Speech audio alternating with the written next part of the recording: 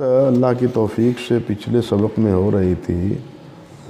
کہ حافظ خطیب بغدادی رحمۃ اللہ علیہ نے ایک مستقل کتاب لکھی ہے کس پر آبا جو اپنے ابناء جو اپنے آبا سے روایت کرتے ہیں، باپ دادا سے، عن ابی ہے عن جدہ ہی۔ اسی حوالے سے مزید فرماتے ہیں کہ وجامع الحافظ صلاح الدین العلائی من المتاخرین مجلدا کبیرا فی معرفت من روا عن ابیہ عن جدہ۔ اللہ اکبر کہ حافظ علائی رحمۃ اللہ علیہ نے ایک بڑی جلد میں تمام ان روایات کو جمع کر دیا ہے جو عن ابی ہے اور عن جدہ ہی سے مروی ہیں۔ ان کے متون بھی ذکر کر دیے ہیں اور ان کی اسانید بھی، بلکہ آگے بتلا رہے ہیں اور یہ بھی بتلا دیا ہے کہ عن ابی عن جدہ ہی سے یہاں مراد ہیں کون، یہ بھی انہوں نے وضاحت کر دی ہے۔ اور کہتے ہیں کہ اس کا نام وشی المعلم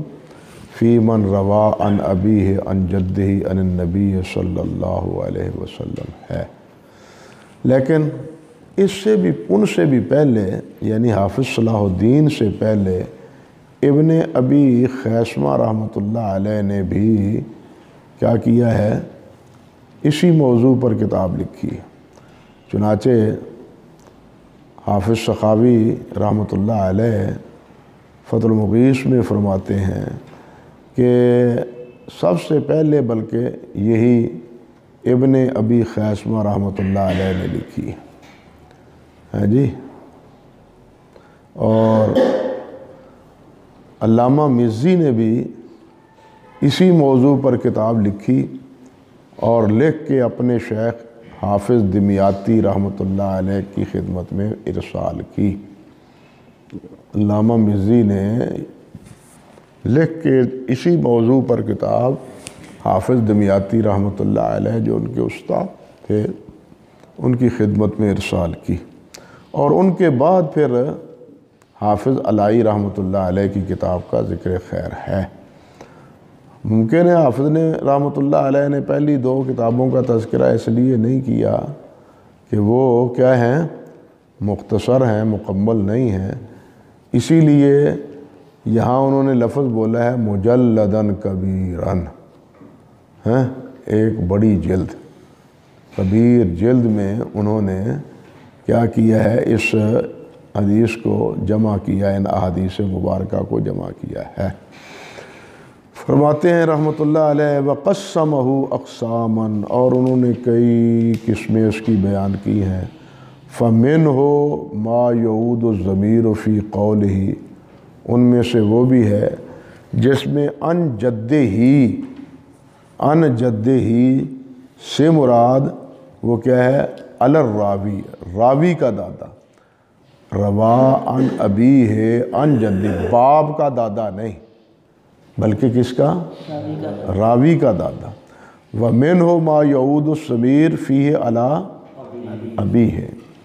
وَبَيَّنَ ذَلِكَ، اور اس کو انہوں نے خوب بیان بھی کیا ہے۔ وَحَقَّقَهُ، اور اس کی اچھی تحقیق کی ہے انہوں نے۔ وَخَرَّجَ فِي كُلِّ تَرْجَمَةٍ حَدِيثًا مِن مَرْوِيِّهِ، اور اس کی مروی جو حدیث ہے ان سے جو وہ انہوں نے ذکر کی ہے۔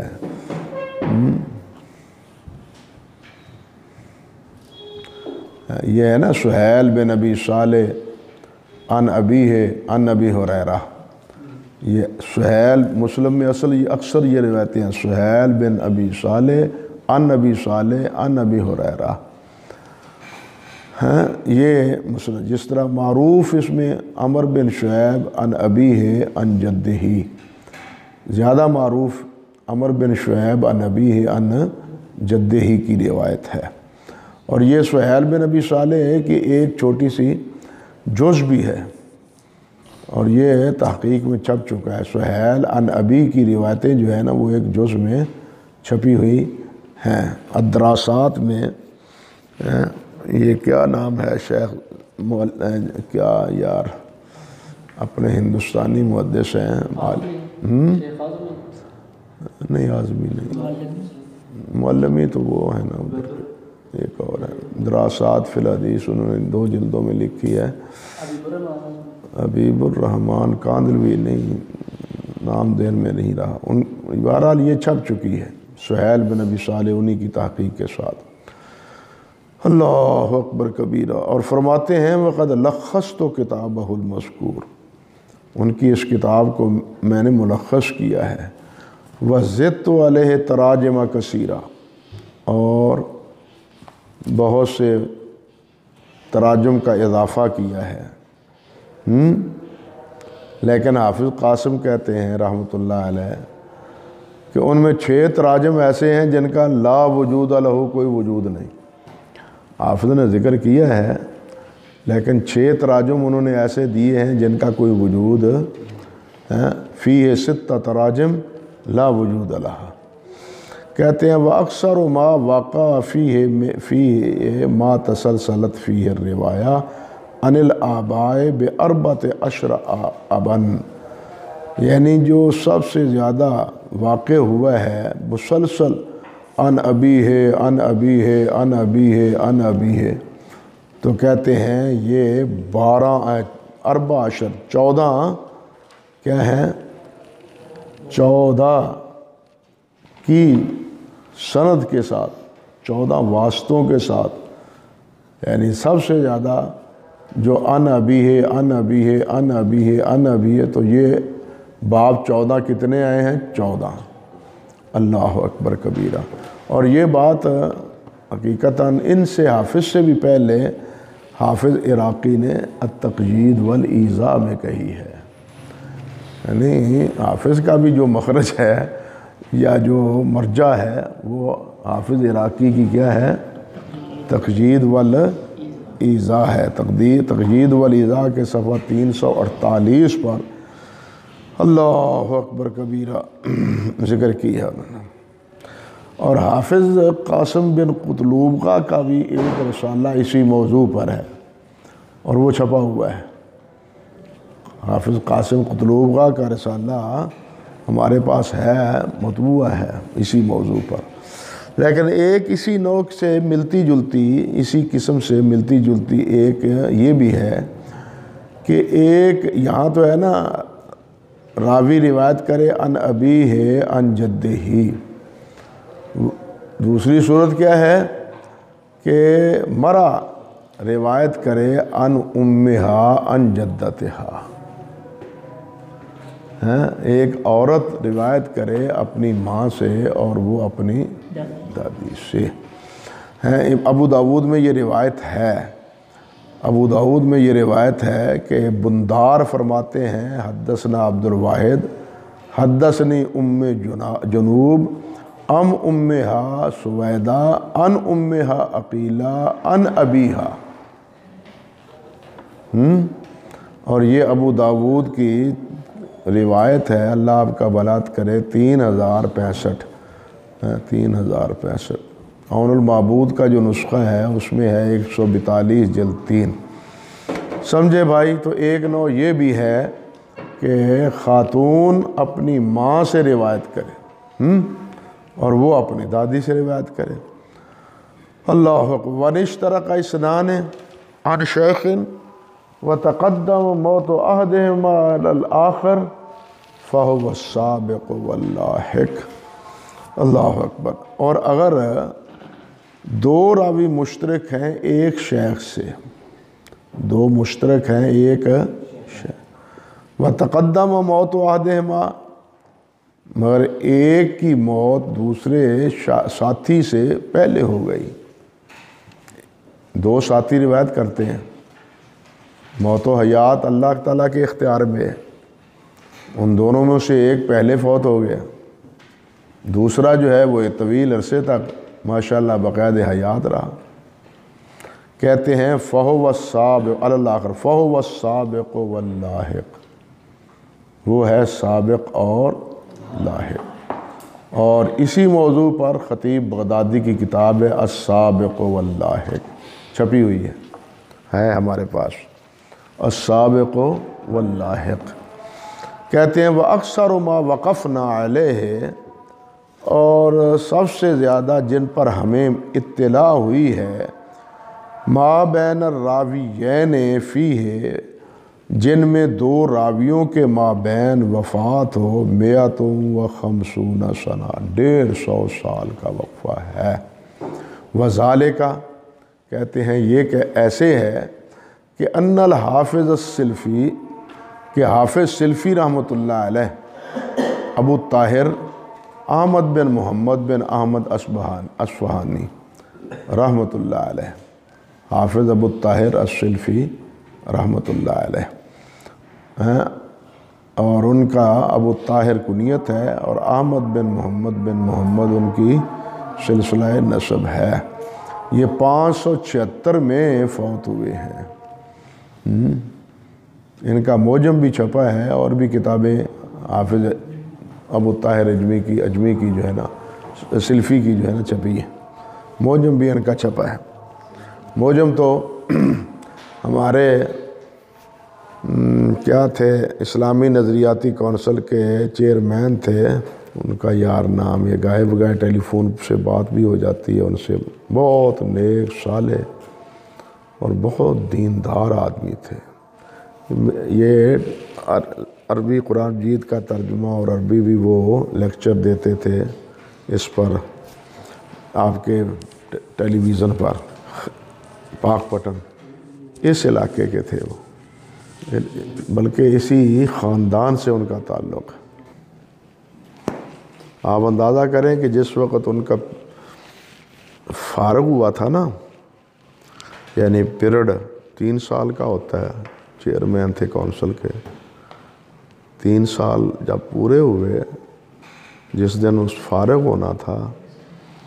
وہ اس دن اپنے گھر سے گاڑی منگوا پا کر اپنے گاڑی پر گئے ہیں، سرکاری گاڑی پر نہیں گئے۔ اللہ اکبر کبیرہ۔ فرماتے ہیں وَذَلِكَ أَنَّ الْحَافِظَ السِّلْفِي سَمِعَ مِنْهُ، ان سے سماع کیا ہے ابو علی بردانی نے۔ ابو علی بردانی رحمۃ اللہ علیہ، ان کا نام بھی احمد بن محمد ہے، یہ 498 میں فوت ہوئے ہیں۔ آد و مشائخہ حدیثاً و رواہ عنہ،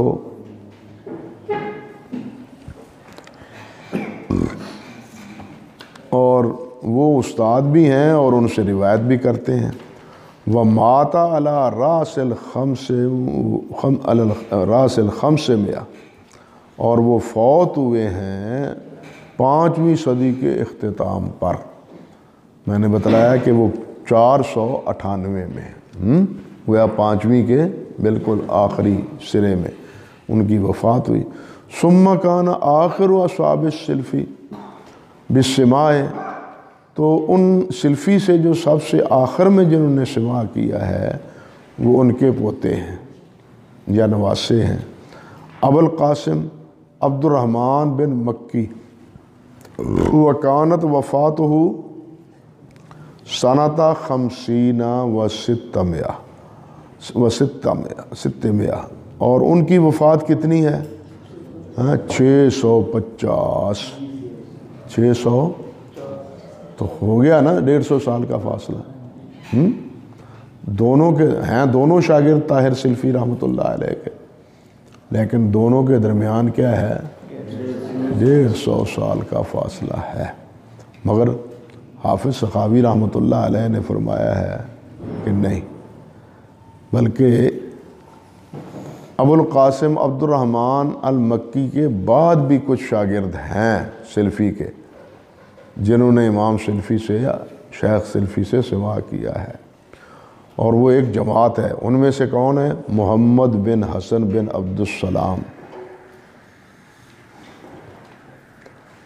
اور یہ فوت ہوئے ہیں 654 میں۔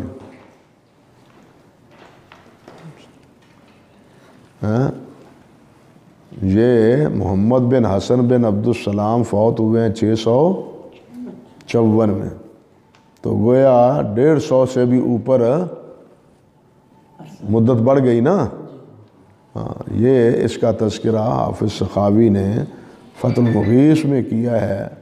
175 جلد 4 میں. فرماتے ہیں من قدیم ذالک، یہ تو ہے نا متاخرین کی بات. حافظ تلفی یعنی 6 صدی کی بات کر رہے ہیں ہم. اس سے پہلے بھی یہ مسئلے موجود ہیں. کہتے ہیں من قدیم ذالک ان البخاری حدث عن تلمیذہ ابی العباس السراج، کہ امام بخاری رحمۃ اللہ علیہ نے اپنے تلمیذ امام ابو العباس السراج، جن کا نام محمد بن اسحاق تھا، محمد بن اسحاق ابو العباس السراج تھا، ان سے کچھ سنا ہے، ان سے سماع کیا ہے. حدث شیئن فی التاریخ وغیرہ ہی، تاریخ میں بھی اور تاریخ کے علاوہ دوسری کتابوں میں بھی. ومات سنۃ 56 و 200، اور فوت ہوئے ہیں وہ 256 میں. امام صاحب کب فوت ہوئے ہیں؟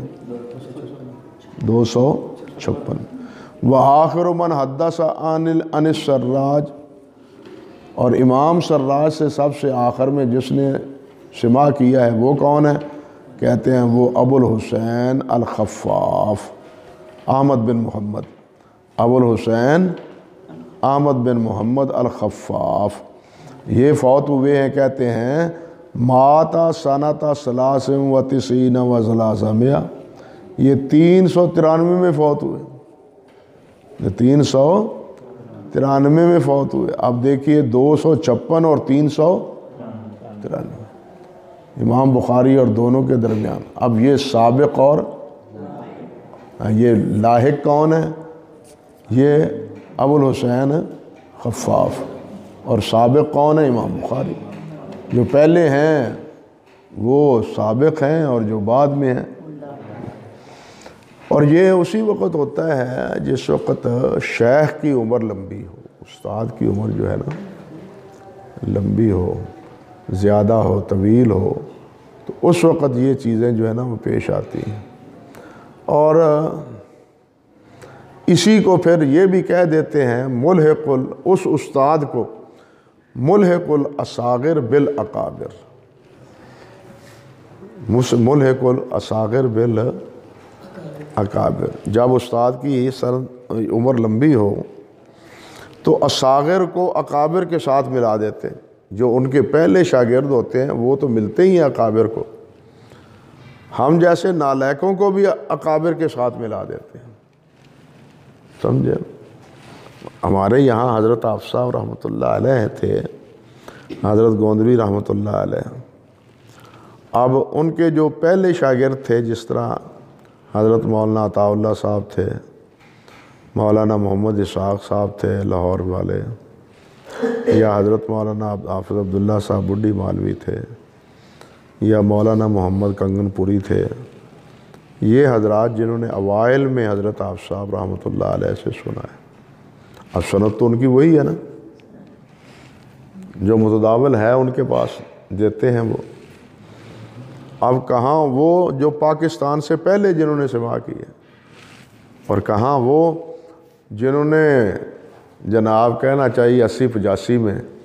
حافظ صاحب سے سنا ہے، پاکستان بننے کے وہ ایک عرصہ بعد. تو یہ ملحق الاصاغر، یہ استاد اکابر کے ساتھ ملانے والے ہیں. تو یہ سابق اور لاحق اس اعتبار سے ہیں. وغالب ما یقع من ذلك ان المسموع منه قد يتأخر بعد موت احد الروایات راویین. اور اکثر جو واقع ہوتا ہے نا یہ یعنی سابق و لاحق کہ ان المسموع منه، کہ جس سے سنا گیا ہے استاد جو ہیں قد یتأخر بعد موت احد الراویین، کہ ایک راوی کے بعد ان کی موت جو ہے نا وہ بعد میں ہوئی ہے، کافی بعد میں. عنہ زمان حتی یسمع منہ بعض الاحداث، یہاں تک کہ ان سے سنتے ہیں بہت نو آموز ان سے سنتے ہیں، چھوٹے نئی چھوٹی عمر کے. اللہ اکبر۔ وَيَعِيشُ بَعْدَ السِّمَاءِ مِنْهُ دَارًا، اور وہ زندہ رہتے ہیں سما کے بعد ایک دور تک، طویلاً لمبے زمانے تک۔ فَيَحْصُلُ مِن مَجْمُوعِ ذَلِكَ نَحْوُ هَذِهِ الْمُدَّةِ، تو اس سے، اس مجموع سے یہ صورت، اس موضوع سے یہ صورت پیش آ جاتی ہے۔ واللہ الموفق۔ فَيَحْصُلُ، تو حاصل ہو جاتی ہے، میں مجموع ذالکہ، اس مجموعہ سے، نحو هذه المدہ، اس طرح کی مدت، یعنی اس طرح کی طویل مدت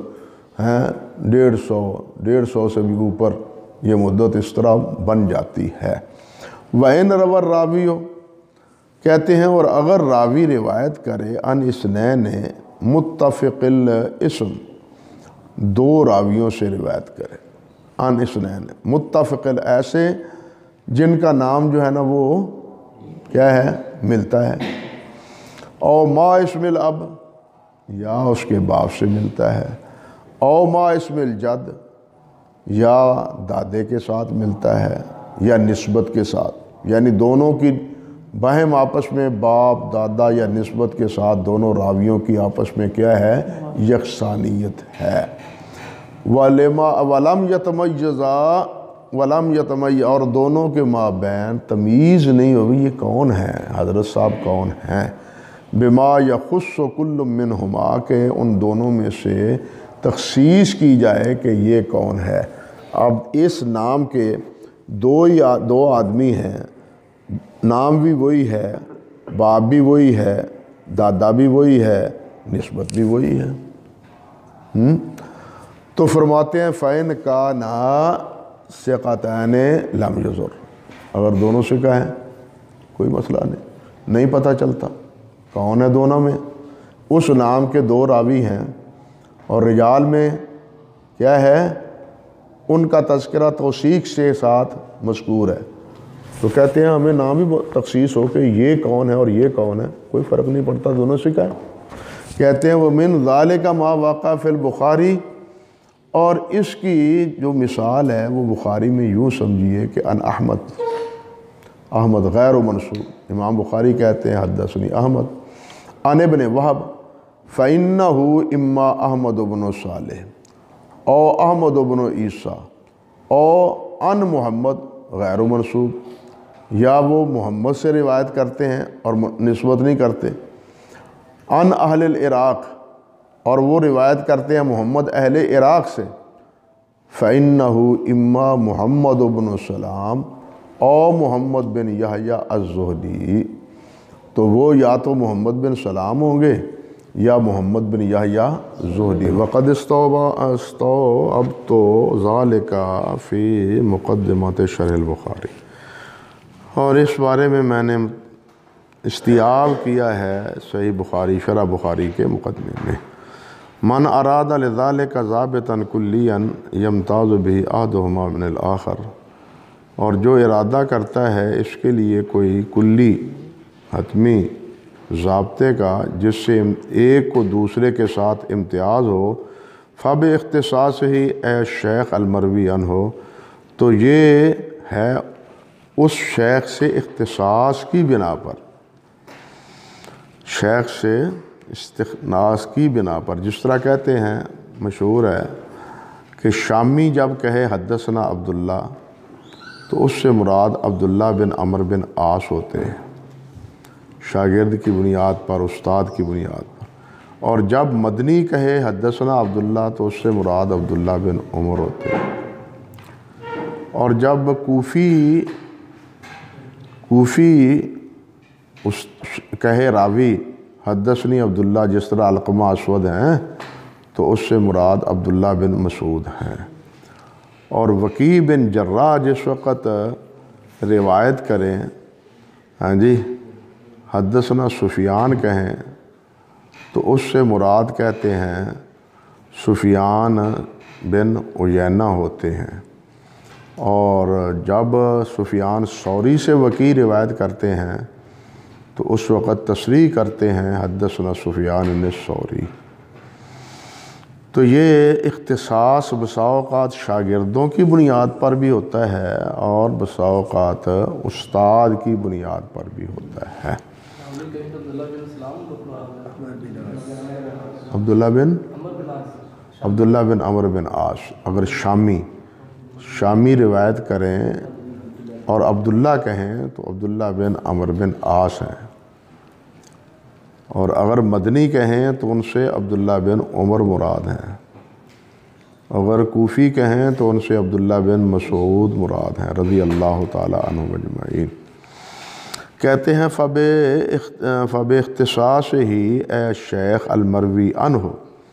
وہ شیخ جو اس سے روایت کرتا ہے بأحدہما یتبین المہمل، ان دونوں میں سے کسی ایک کی وجہ سے، استاد یا شاگرد کی وجہ سے کیا ہو جاتا ہے، مہمل راوی کی تعیین ہو جاتی ہے۔ وَمَتَىٰ لَمْ يَتَبَيَّنْ ذَلِكَ، کہتے ہیں اور اگر یہ واضح نہ ہو، پتہ نہ چلے، او کان مختصاً بہما معاً، یا وہ دونوں ہی اس کے ساتھ خاص ہوں،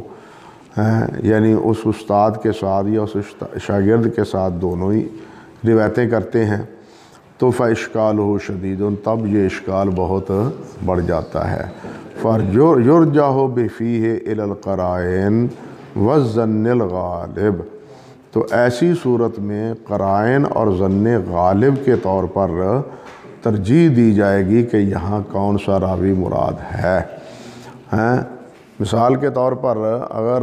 راوی ہے، وہ نام لیتا ہے اور کوئی پتہ نہیں چلتا کون ہے، اور کچھ نہیں تو یہ پتہ چلے کہ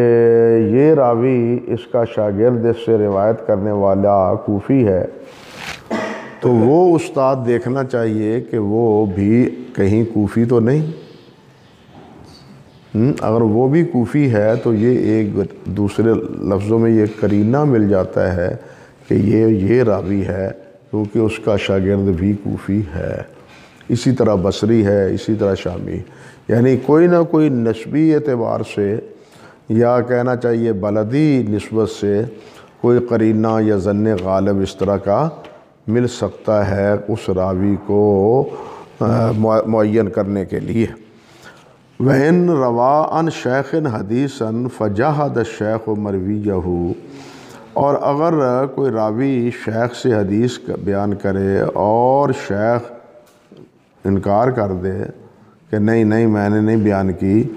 کہتے ہیں فَإِن كَانَ جَزْمًا، اگر یہ ہے بالجزم کہ میں نے بالکل بیان نہیں کی، مجھ پر جھوٹ ہے، کہیں یقول کاذب علی او ما رویت ھذا او نحو ذلک فإن وقع منہ ذلک، اگر یہ ان سے واقع ہو، یعنی اتنے جزم سے یہ بات کہے تو ردہ، تو یہ روایت کیا ہے،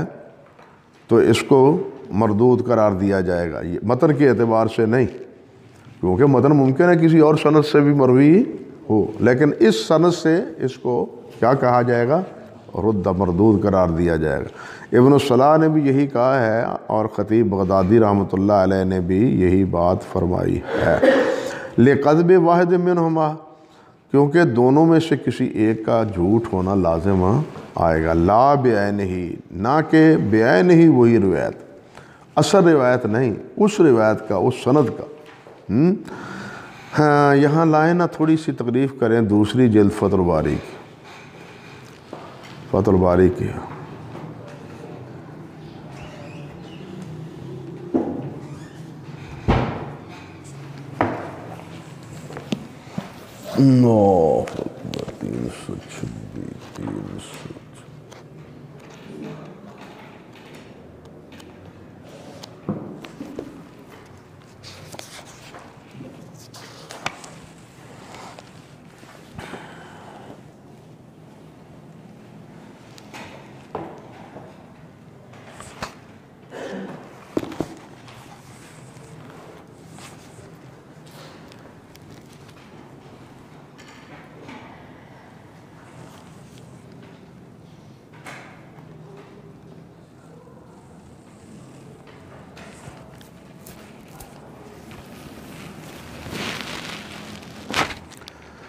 یہاں یہ بات دیکھیے، یہاں یہ حافظ رحمۃ اللہ علیہ نے ذکر کی ہے،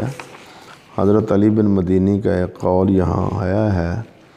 تو اس قول کے بعد یہ قال علی بن عبداللہ کنت عارف انقضاء صلاۃ النبی بالتقدیر، کہتے ہیں قال علی ابن المدینی ثبتت هذه الزیادہ فی روایت المستملی والکشمہینی وزاد مسلم فی روایت المذکور قال عمر بن دینار ذکرت ذلك لأبی معبد بعد فانکرہ وقال لم احدثک بہذا، میں نے نہیں تمہیں بیان کی، قال عمر قد اخبرتنی ہے قبل ذلك، نہیں حضرت صاحب آپ نے اس سے پہلے مجھے اس کی خبر دی ہے، بتلایا ہے۔ قال الشافعی بعد ان رواہ عن سفیان کانہ ناسیہ بعد ان حدث بہ، کانہ ناسیہ بعد ان حدث بہ، وہذا یدل علی ان مسلما کان یرا صحۃ الحدیث ولو انکرہ راویہ اذا کان الناقل عنہ عدلا ولأہل الحدیث فیہ تفصیل، سمجھ رہے ہیں نا، ولأہل الحدیث فیہ تفصیل، قالوا اما ان یجزم بردہ اولا واذا جزم فاما ان یصرح بتکذیب الراوی عنہ اولا فإن لم یجزم بالرد کأن قال لا اذکرہ فهو متفق عندهم على قبوله لأن الفرع ثقة والأصل لم يطعن فيه وإن جزم وصرح بالتكذيب فهو متفق عندهم على رده وإن جزم وصرح بالتكذيب فهو متفق عندهم على رده لأن جزم الفرع يكون الأصل حدثہ یستلزم تکذیب الاصل فی دعواہ، پھر استاد جی کی تکذیب لازم آئے گی، انہ کاذب علیہ ولیس قبول قول احدہما بالاولی من الاخر، کہتے ہیں وَإِن جازم بالرد ولم یصرح بالتکذیب فالراجع عندہم قبولہ، اگر تکذیب نہ کرے اور اگرچہ وہ بالجزم کہے نہیں جی میں نے بیان کی تھی، فالراجع عندہم قبولہ، یعنی وین جازم بالرد، یہاں حافظ رحمۃ اللہ علیہ نے کیا فرمایا ہے، کائیں یقول قاذب علیہ او ما رویت عنہ ونحو ذلک، رد ذالک الخبر لقذب واحد منہما لا بعین، اب یہاں کذب کے علاوہ یہ جزم کے ما روایت عنہ اس کو بھی حافظ ساتھ شامل کرتے ہیں، فرق سمجھے، لیکن یہاں حافظ کیا کہتے ہیں، یہاں کہتے ہیں وَإِن جَازَمَ بِالرَّدِّ وَلَمْ يُصَرِّحْ بِالتَّكْذِيبِ فَالرَّاجِعُ عِندَهُمْ قُبُولَهُ،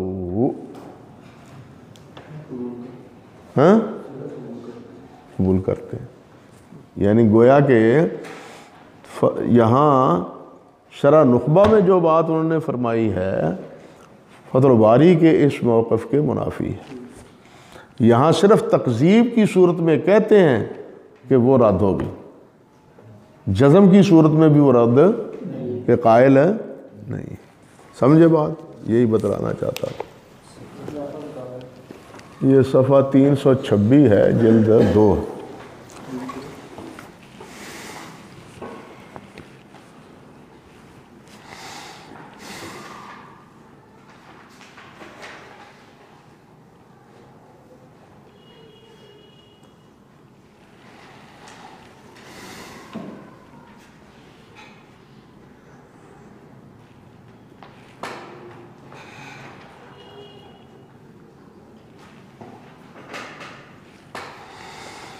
اللہ اکبر کبیرہ،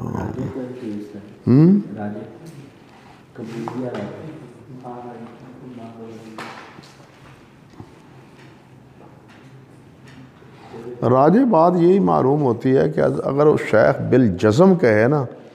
تو اس کا بھی یہی حکم ہے جیسے یہاں ہے.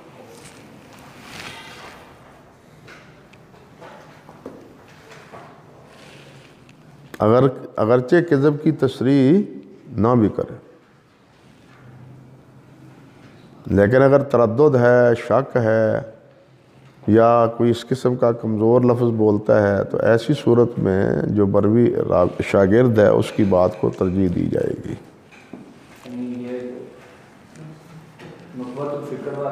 ہاں یہ راجح معلوم ہوتا ہے. اللہ اکبر کبیرہ، اللہ اکبر کبیرہ.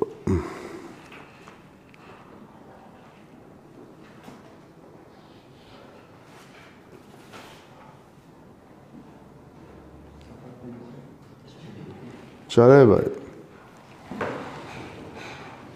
او کانا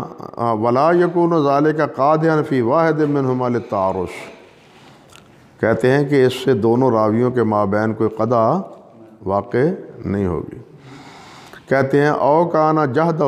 احتمالاً، ٹھہریے یہ آگے پھر دیکھیں.